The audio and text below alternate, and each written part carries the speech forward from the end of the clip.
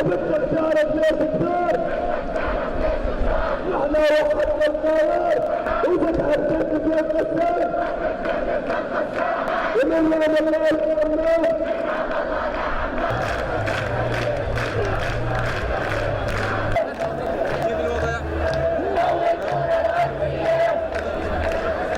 الشعب الفلسطيني موحد اليوم في كل أماكن تواجده في الداخل المحتل في الضفة الفلسطينية بما فيها القدس وقطاع غزة، رفضا لهذا العدوان الإجرامي ورفضا لاستباحة المقدسات الإسلامية والمسيحية وسياسات التطهير العرقي في مدينة القدس. اليوم لسان حالنا يطالب المجتمع الدولي بتدخل واضح من أجل حماية دولية فورية للشعب الفلسطيني تحت الاحتلال، ومن أجل معاقبة ومحاسبة إسرائيل القوى القائمة بالاحتلال على جرائمها بحق المدنيين العزل في قطاع غزة والضفة الغربية.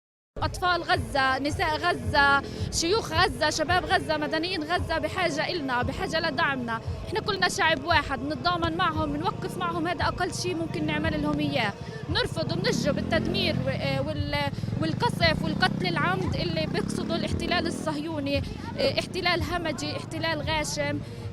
بنحكي لهم بالآخر لابد منها الحقائق تظهر، هاي الأرض إلنا وهاي الحقيقة، وافتراءاتهم وأكاذيبهم أكيد رح ترتد عليهم لأنه الوطن إلنا.